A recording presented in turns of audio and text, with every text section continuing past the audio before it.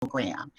I am Shirley Bell from the Office of Admissions and Recruitment, and today we have with us two faculty members who will be discussing the program in more detail. Our first faculty member is Dr. Maud Alzubi, and our second faculty member is Heidi Eaton. They will be telling you more about the program. Once they're finished talking about the program, there will be time for you to ask any questions you might have about the admissions process or about the program. Thank you for being with us today. Thank you, Shirley. You're welcome. So we're here today to talk about the cybersecurity program at Elgin Community College. But to start out, I know cybersecurity is a term that we've all heard. It's on the news almost every single day. Most recently, Twitter. So as you can see in the upper right corner, for those of you that can see the screen, Twitter had a breach in July, and it was the result of a spear phishing incident. It's not just Twitter, it's all kinds of social media that have these breaches. Facebook has been breached, LinkedIn has been breached, and others. Maybe you shop at some of your favorite retail businesses such as Target and Michael's. They've also have been attacked. Hospitals, educational institutions. Most likely they've been the victim of what you hear as ransomware. And there's many that have not been in the news, like your local small businesses that also experience breaches and cyber attacks.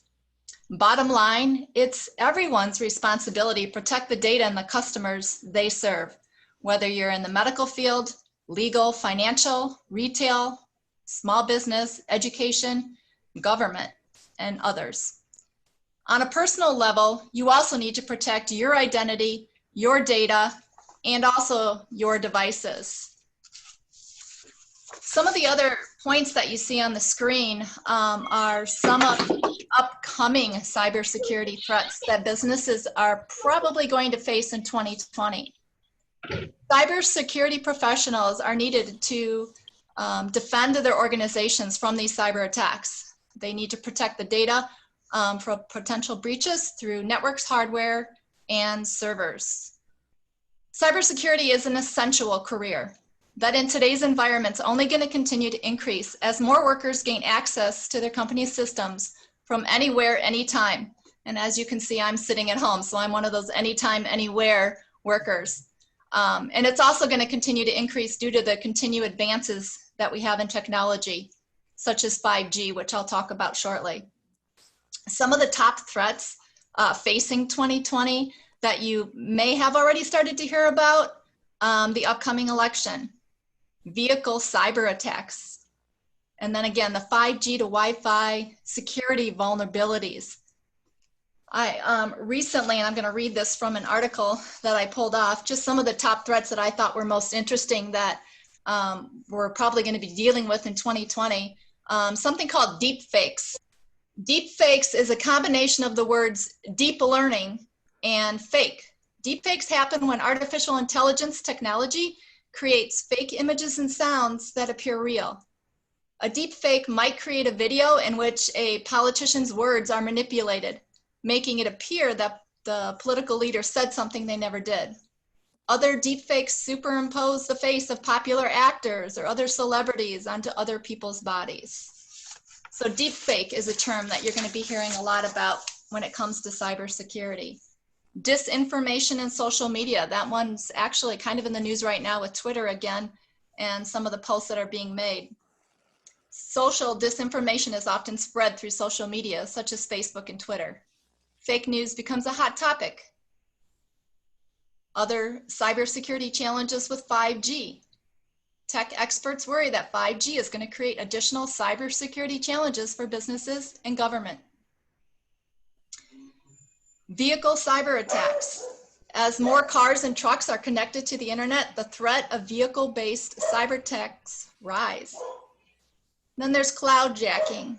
And I'm sure you're starting to hear a lot about election security and, most important, data privacy. Those were some of the top emerging cyber threats to look for in 2020. So What does cybersecurity look like for Illinois? So this screenshot that you see comes from cybersec.org. It is basically a supply and demand heat map. And for those of you who can see it, Illinois happens to have the second highest total job postings available. And it ranges from about 13,000 to 18,000 job postings in Illinois. What about them? How does that boil down to our area? Well, cybersec.org puts us into the Chicago, Naperville, Elgin area. And again, this time we're at the top of the job postings in cybersecurity, all the way up to 72,000. So you can see we're the largest. And then we're going to take a look at salaries here. When we're looking at salaries, very favorable. The Chicago, Naperville, Elgin area comprises up to that 72,000 job postings. So definitely a need for cybersecurity professionals. We've had employers tell us they want people with certifications and some basic training. They'll take them and they'll do the rest. They need cybersecurity professionals. Just a quick story about, I teach an introduction to computers course, and I had a student right out of high school who took the course. Technology was kind of interesting, but they didn't have, they didn't think they were going to go into cybersecurity or much less into technology. They were looking more for business. This student became interested in all the different topics talked about in the intro to computers class, and talked to me a little bit about cybersecurity, and ended up getting an internship, graduating from ECC, was hired full-time by this employer who offered them the internship. And now they are finishing up their degree at NIU in cybersecurity. So employers are hungry and willing to take entry-level workers. Now you're probably wondering what entry-level salaries look like and how far can you grow in this industry. So this came from salary.com. It shows you that 10% make about 64,000, 25%, 72,000. 50%, the average salary is about 80,000, 75% make about 91, and 90% make about 100,000. Again, this was in the Elgin, Naperville, Chicago area. So is cybersecurity for you? We know that the job outlook is great. We know that there is earning potential, but ask yourselves, do you have a passion for technology or a desire to have a positive impact on society in general? What you do as a cybersecurity specialist is important to all of us. Are you wanting to prevent cybercrime, keep companies safe from hackers, cyber terrorists? Then cybersecurity is for you. The program is for recent high school graduates, adult learners just beginning their careers. The cybersecurity program is also for the incumbent worker who's looking to upskill. During the summer, I've also received a few emails from these incumbent workers who are looking to upgrade their skills in cybersecurity. And some are coming back just to get that industry recognized certifications that we offer through our program. So again, you know there are job opportunities, you know there's a good salary to be made. Next, Professor Alzubi will be talking to you more about the cybersecurity certificate we offer, the skills, the courses, and the certifications you can achieve here at ECC. Professor Alzubi. Thank you, Heidi. Hello, everyone. I'm Mad Alzubi. I am an associate professor here at ECC in the Department of Computer Information System. Now, just to move on, with what we need to learn and what technical skills we will acquire as a result of taking this program, taking the cybersecurity program at ECC. So one of the major skills that we will acquire, as an example, for instance, we're looking at multiple domains when it comes to technology, and the cybersecurity program is built upon those technologies, upon those domains. And what does that mean? If we're looking at end-to-end communication between any two systems, you're going to find that we have the multiple domains that exist between the two systems. Begin from the workstation domain where you as a user begin the work, begin the communication, and where the recipient on the other side receives your communication and vice versa. So we have a system that consists of networks. We have a system that consists of hardware, a system that consists of software, and so on. And all of these will make up the actual communication system that we need to secure. So when we look at the technical skills and we map those technical skills to our courses, we can look at courses that are related to hardware as an example, courses that relate to software, database systems, cybersecurity, like for instance, ethical hacking, and many more. So we're looking at these areas these are different technical skills that we acquire, and we acquire those technical skills through our courses that are basically based on hands-on experience. So every course that we have, it offers this practical aspect where you need to basically work with the actual environment. It's a virtual environment, but it does simulate an actual environment. So when you are working in the industry, you will be basically working with a similar environment. So we're looking at areas of hardware, help desk, database management, local area networks, information security, technical support, and many more. And as I said, those technical skills are being implemented into our actual courses that will be part of the program that I'm going to be referring to or talking about in the next slide.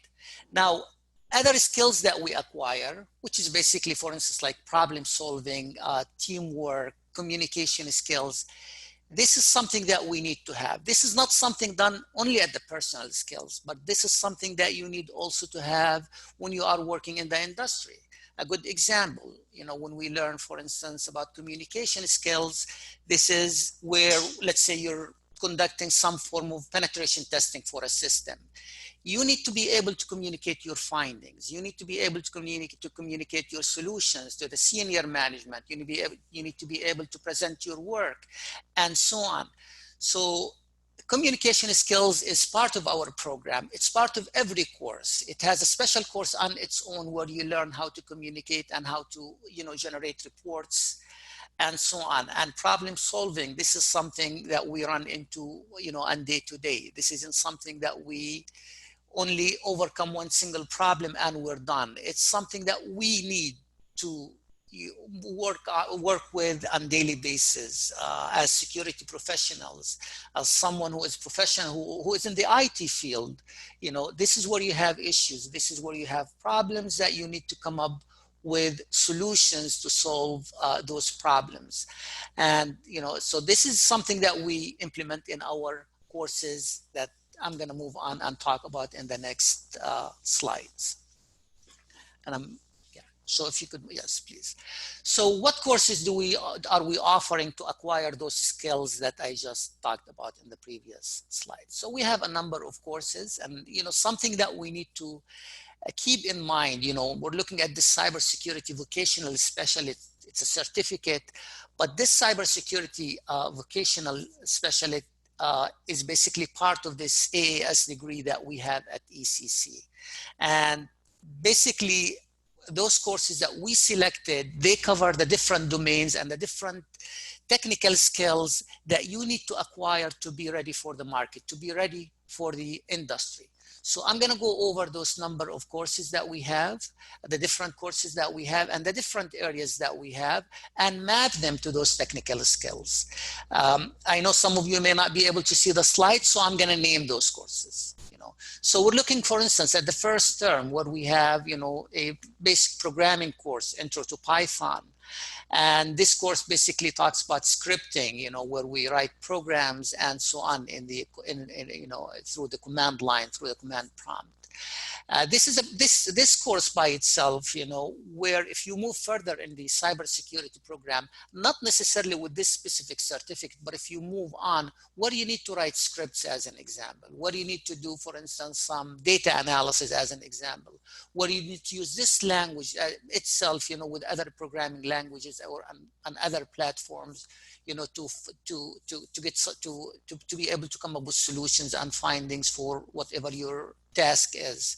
So programming is one of the courses that we offer in this program. It's Python. If you move into the CIS degree, then you will have more programming course. But for this specific cybersecurity certificate, we have one programming course that you can take. Other courses we have like cyber law and ethics, and we have also introduction to digital forensics. Of course, for the cyber law and ethics, we need to learn the laws and regulations, for when it comes to being able to conduct, let's say, ethical hacking as an example, or penetration testing. And, we need to be aware and have the knowledge, and how things work when it comes to communication, when it comes to working in the industry, when it comes to, do different things, in the industry. We also have the forensic course. This is another course, CIS 170. And I know digital forensic is a different area. However, it supports it supports the ethical hacking and this cybersecurity measure. And I can give you an example. When it comes to ethical hacking, you are always looking to protect your system. You are always looking to find issues, flaws, and issues with your system. So as a result, having this knowledge in digital forensics, it will help you to excel in this field. It will help you to simply look for sources of information, to be part of an investigation team, where you can look, for instance, for evidence, look for traces. Hackers always try to cover their tracks. And this is something where you, as a digital forensic investigator, you are able to retrieve and recover those tracks that have been covered and those that have been deleted by the attacker. So every course that we have, it supports, itself, and it supports the program, and that's why we were very, very diligent in selecting those courses to be part of our program. Now, moving further, we have Linux administration, like Linux operating system. We have computer hardware and troubleshooting, where basically where you can acquire your A+ certification. It talks about hardware and software. Intro to Windows operating system, which is basically, again, part of the A+ certification. So we have multiple platforms. You need to be introduced to different platforms, because when it comes to cybersecurity, you are working with different platforms. You're not just confined to that one specific device, that one specific platform. So being introduced to different platforms, it will help you, again, to have the necessary skills and knowledge that you need to take with, to the industry, so you can show your professionalism and your knowledge and skills. Now, other courses, networking and intro to cybersecurity or cybersecurity fundamentals. And as I said, these areas are all scattered over multiple domains. When I say workstation domain, when I say a local area domain, a wider area domain, or a wide area domain, and then we reach to the other end. So we're covering courses that will basically take you over those multiple domains that exist, that represent a whole infrastructure, that we try to secure, that we try to work with when it comes to cybersecurity. So we have networking fundamentals, again, and those courses, by the way, and maybe I did not mention this, but every course that we have, just about every course that we have, you can acquire a certification, an industry certification, as a result of completing this course. Now, again, this will depend on you, and spending more time and getting this certification. This is something where you need to further take the initiative and, schedule for the exam and take the exam. So, but again, we will get you ready to this point where you can move forward with your certification and acquire your certification, the industry certification. We have Linux Plus certification, A+ certification, and we have the Network Plus, Security Plus, and at the end we also have what we call CEH, Certified Ethical Hacker.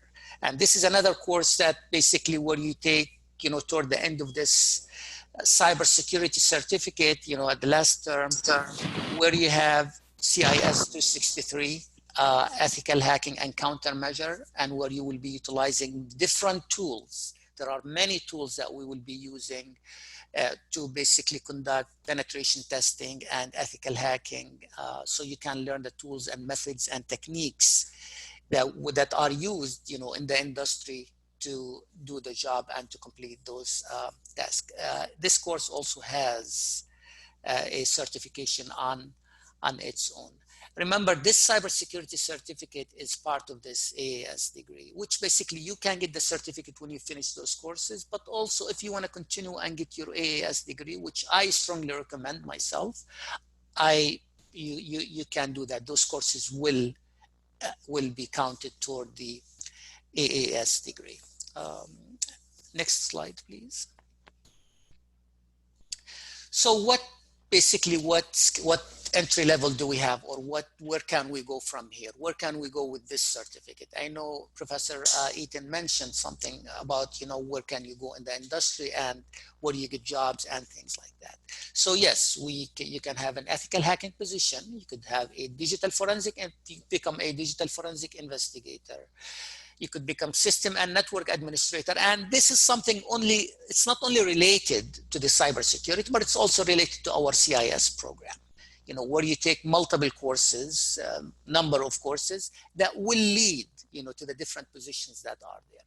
Remember, in most cases, when you go to the industry, you will be trained. You will be further taken for further training, especially in the cybersecurity and the IT area. They will provide you with some training.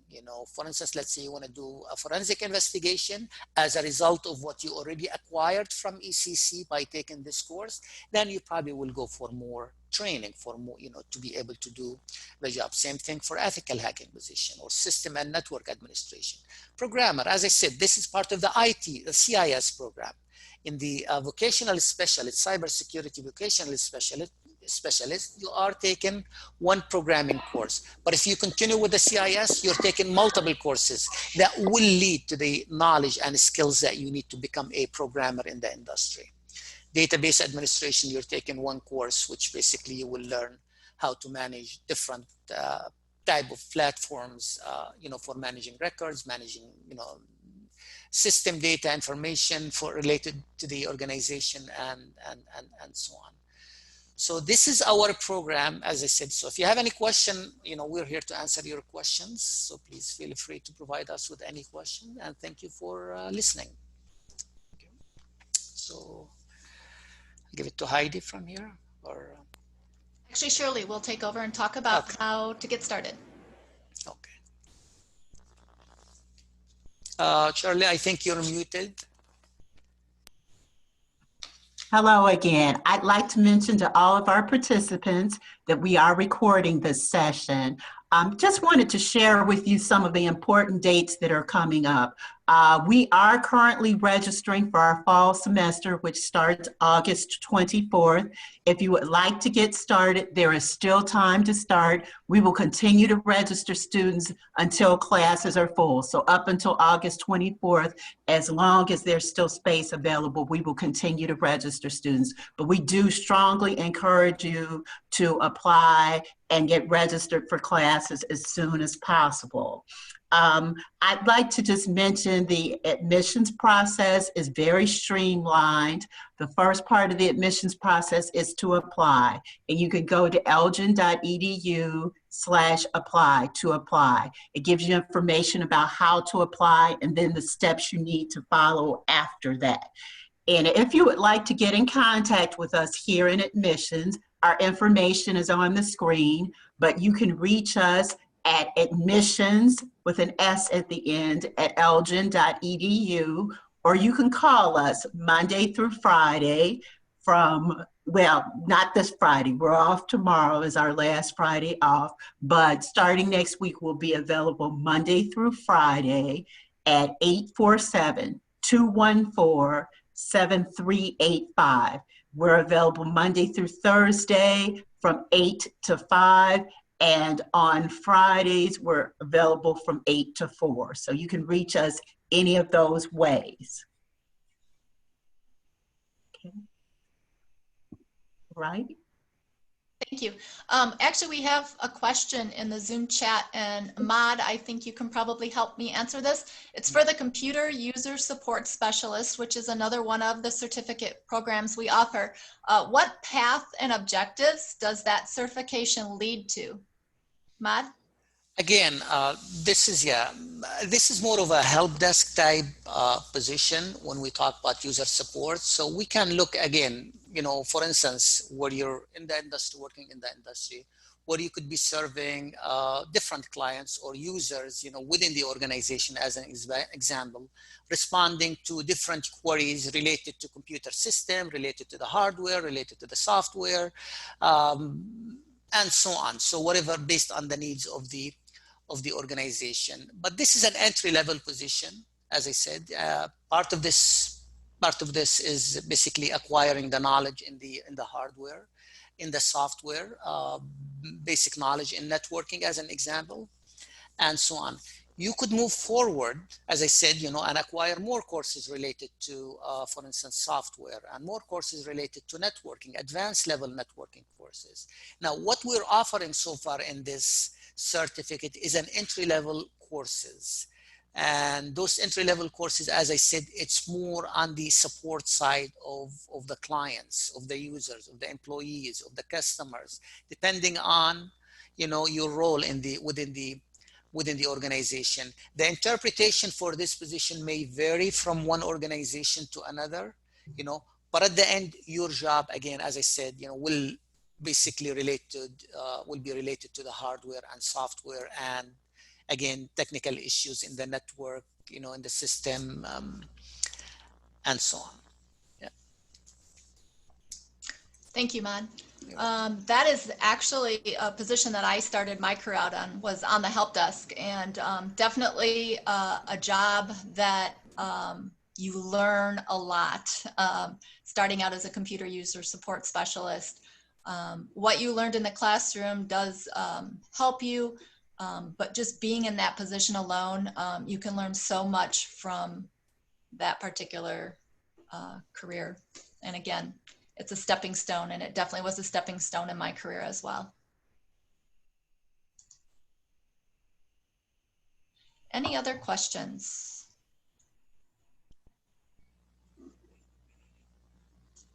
Do we have any questions from Facebook? There's no Just questions on one Facebook right comment. now. Sure. We just have one comment right now, and just letting you all know that we still have plenty of room in our CIS 105 course, which is Intro to Computer Programming. So anyone that's interested in getting signed up, please get a hold of Ms. Shirley, or contact ECC at your earliest convenience. Classes do start August 24th. Great, thank you.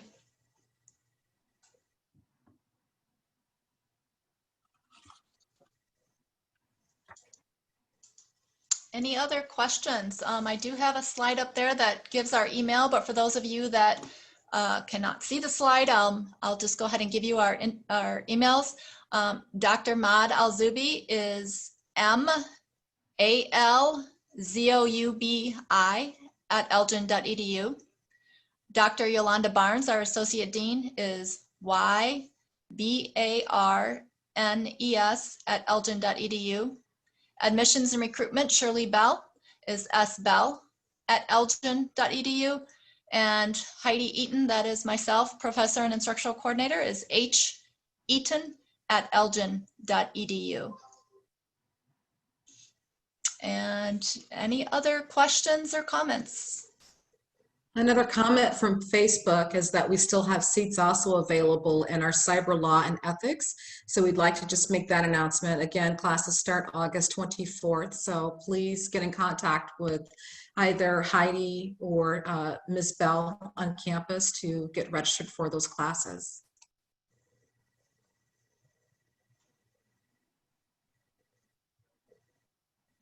Okay, we have another question about trying to get an advisor appointment, but can't do the appointment till the 17th, and wants to know if there's anyone else to talk to about your classes. Absolutely, any of your instructors or myself would be happy to talk with you. So if you want to send me an email at heaton@elgin.edu, I'd be glad to set up a Zoom for just the two of us, and we can discuss your classes if you're unable to get to your advisor till later.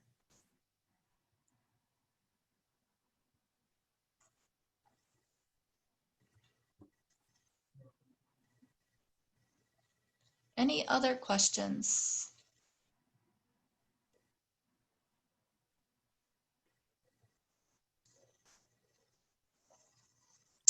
How much does the CIS classes cost? Shirley, can you talk about? Sure. I'd be glad to address that. Our tuition for students who live in our community college district is $132 per credit hour. And most of our courses in this program are 3 semester hours of credit. So we're looking at our average class being about $400. We do have payment plans that are available, and to find out more about that, you can go to elgin.edu/payment plan, or you can email our student accounts office at studentaccounts@elgin.edu. I also would like to mention there is financial aid available, and you can reach our financial aid office at financialaid@elgin.edu. They'd be glad to assist you. Thank you, Shirley. You're welcome. Any other questions that we can answer for you?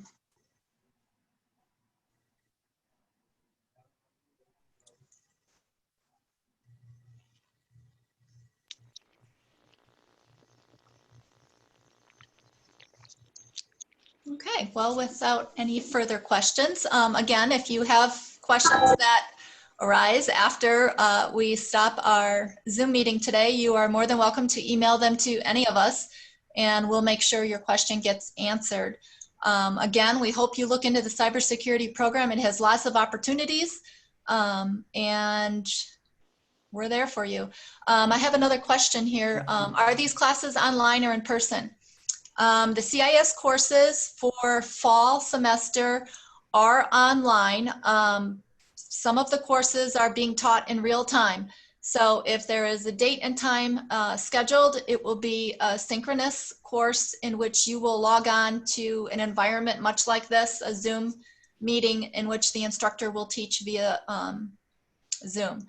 Some of the courses are asynchronous, and that just means that you kind of work at your own pace, and you communicate via a discussion board and email asynchronously, meaning you're not all online at the same time.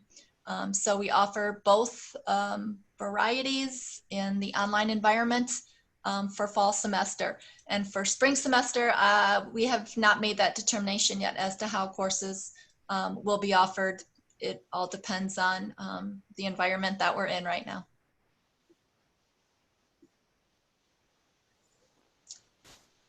Any other questions?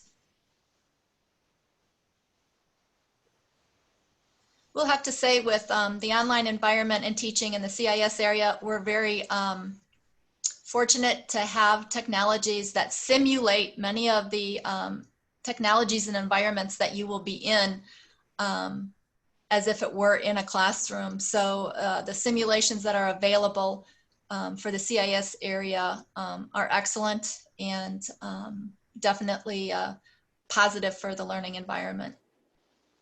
We do have one more question coming in online, and Dr. Alzubi, this may be easier for you to answer, but can you potentially obtain both the CIS degree and certificate at the same time? Is that correct? Can you explain a little bit further into that, please?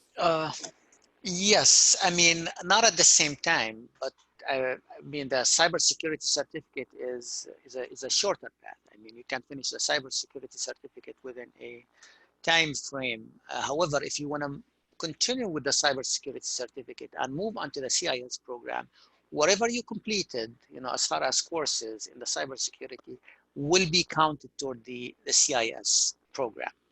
So what does that mean? You could refer to it as the same time, but again, in terms, it will extend because you will have more courses to take. So it will extend your time in terms of completing the degree, which is basically, because you're taking more courses as a result. But yes, it will count. So you can get your certificate, for instance, let's say, in let's say 12 months as an example. And then, the second, let's say 6 months or 12 months, you can continue to get your degree. So it depends on the time, really. How many courses, does he take during, in each term. and so on. So this will decide a lot. But yes, they support each other. Cybersecurity certificate is part of the CIS degree if you wish to continue to the CIS degree. Great, thank you, Mad. Any other questions for us on Facebook or on the chat? I don't see any more on the chat. Any more on Facebook, Yolanda? Not at this time. Okay, great. Again, I think cybersecurity is an awesome field. It's something that you always get to learn something new. It's always changing. And what a better environment to continue to learn. And you never get bored of anything. Everything is constantly day in and day out changing, and lots of fun things to learn. So I hope you join us in the cybersecurity program and have fun with us and following all the different technologies out there and some of those upcoming cybersecurity issues that I mentioned earlier. We'd love Heidi, to we see did you. just get one more One more question question. in. Oh, sure. What is question- what go major on. would these classes lead to after completing the certificate? Maude, do you want to take that one again? I think you mentioned that a little bit earlier, that kind of the careers that you can get into after getting the certificate. It's definitely entry level, but in this industry, they are hungry for entry level personnel. You know, I've had employers tell me, you know, if you can get them, you know, X, Y, and Z skills, and maybe this, you know, they name 2 or 3 certifications, we will hire them and we'll take it from there. And that's kind of what happened with the student that I had in the CIS 110 Intro to Computers course. Went in as an internship and they kind of took him under their wing and they taught him additional things. And then now he's at Northern finishing up his degree. But Maude, do you want to add further to that? Yeah, basically this information that we bring, I mean, for instance, last term, we met with an advisor committee from the industry where, you know, different people like talking about managers and, you know, from different employers, they came and we did represent them with these questions, whether, for instance, the AAS degree is a requirement for a job, you know, to be employed, for our students to be employed. And many of the answers that we received that the AS degree, it's not required as long as the knowledge and skills and some form of certification, you know, basically some, you know, the students have. If they have this, like some certification and they completed this certificate, then in most cases, students will be able to get a job as an entry level. Now, of course, improving our qualifications and adding to our, you know, qualifications in terms of having a higher degree, like an AS degree as an example, or a bachelor degree, will always add value because you're not just basically taking a number of courses, but you're adding to those courses. You're adding courses that are at the advanced level of what you already learned, what you already, you know, acquired through this certificate. So yes, there is a path from, you know, your cybersecurity certificate or your AAS degree or your bachelor degree to the industry, depending on the position, depending on the requirements. You could be moving into an entry level where training will be provided further to, you know, advance yourself and so on. You could be moving from a bachelor degree and, you know, directly to a professional level where your position will be at the advanced level based on your skills and knowledge, because this skills and knowledge will always decide a lot for you. You know, it's not just like how many courses did I complete, you know, it's what you know really. You know, so definitely, yes, there will be an opportunity for you, but again, you have to materialize and you have to capitalize on this opportunity. You have to really take advantage of it and market yourself the proper way. How do you market yourself? With your knowledge and skills, with your qualifications, how you present yourself. You know, we were referring to this different, you know, areas that we cover here when we talk about communication skills as an example, and problem solving and so on. This is something where you need to present yourself very well for the industry to, you know, to market yourself and to have that position. Great, thank you. There was one more question that kind of follows along. They were talking about how this degree goes into the AAS. This other question deals with what major would these classes lead to after completing the certificate? So we talked about the AAS degree, but we are even, we are also working with four-year institutions, and Maud can speak more to this as well, or Yolanda. We are also partnering up with some four-year institutions so that our certificate will transfer over into their four-year degree. Maud or Yolanda, Yeah. can you That expand on that? okay. Yeah, basically our AAS degree will form the basis for, basically, I don't want to say any degree, but anything that is related to the IT degree. So if you want to become a programmer and you want to finish your degree in programming, then you have already acquired some courses that will lead you to this degree and will basically they will count for you as part of the bachelor degree if you want to move on, depending on where we have agreement with the different universities that we have an agreement with, where they will take our courses directly for whatever 60 or 62 hours directly toward the 120 hours that you will complete at the bachelor level. So programming is one. Let's say you want to continue as cybersecurity. Then we have courses that are related to cybersecurity where will be counted, or where those courses will be counted toward the degree that you want to complete at the bachelor level, as an example. So IT networking, as an example, is another field. I mean, if you look at the different areas, if I want to really put different categories, when it comes to information technology, I mean, we could say programming as an example, we could say networking, we could say cybersecurity, we could say database systems, we could say server administration. These are all different areas. You're not going to find a major for every single area. And I will tell you this, no, you're going to find a major, for instance, that will combine multiple areas together, like a major for networking and cybersecurity, as an example. A major that relate, for instance, to database systems and administration and server administration. It depends on the university, really. But these majors are there. The courses that we're covering, and as I said, the selection of those courses came as a result of our work and effort to make sure that we select courses that are marketable, that will form the foundation and the basis for you to move on, whether to the industry or to a 4 years college, and yeah. So. Great, thank you. Yolanda, did you have anything to add to that? No, I think that's a great comment. Thank you. Okay, thank you.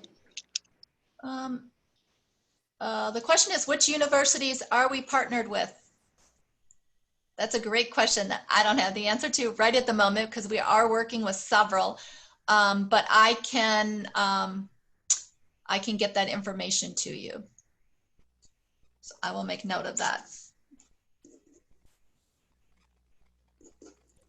So again, we are working with some universities in which it would transfer right over and all the courses would count towards there. So basically you would do 2 years at ECC and then 2 years at these other institutions. And I will get you a list of those transfer universities. So great question. Any other questions? Any more on Facebook, Yolanda? Okay, great. Again, we appreciate you being here today. We look forward to seeing you in our cybersecurity courses. And again, if you have any questions and would like to talk, please give any of us a call or an email.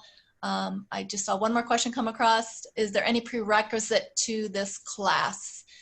Yes, you would have to look in the catalog at each course. Each course is different. You should, let me back up a few screens here. Let's see, this one.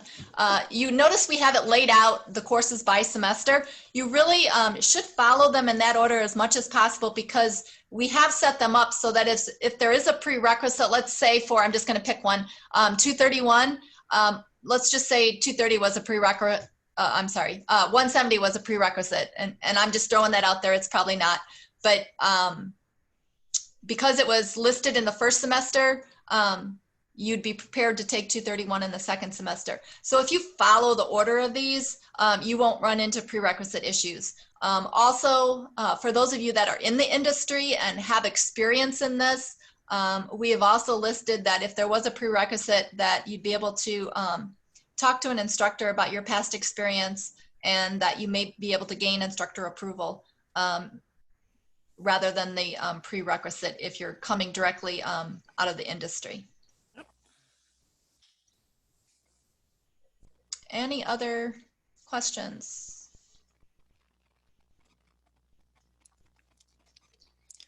Now, Heidi, just to mention, maybe I didn't mention this, but for our courses, by the way, I know currently, for instance, we're offering those courses, and even before COVID-19, those courses were basically meant to be for the resources that we offer remotely.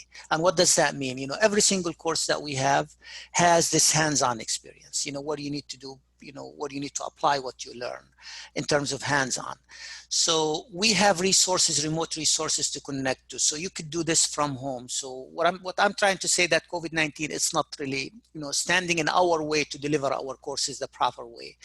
Quality courses, quality delivery of our courses is still there. It has not been compromised whatsoever, and this is the case for many other courses that we're offering, because remote, virtual environment, remote access to other resources exists for every single major at ECC, and this was initially planned, and we're basically working with it, and we have not really seen any difference between what we were offering a year from now and what we're offering now in terms of delivery. Nothing really changed because we plan for resources that will work and will work for you from home. You'll be able to connect to from home. Guessing you can look at it as a skill, working in this type of environment. That's what you're doing in the workplace. It's definitely a transferable skill. Learning online like this will transfer over into the CIS area of working in that environment. Sure. Excellent. All right. Well, we'd like to wrap it up. If you have any further questions, again, you've got our emails. Please email us. We'll get in touch with you, and if it entails another Zoom meeting with you individually, we'd be glad to set that up and work with you. So hope you have a great day. And again, I hope we see you in our cybersecurity program. Thank you for being here today. Thank you for your time. Thank you. Thank you.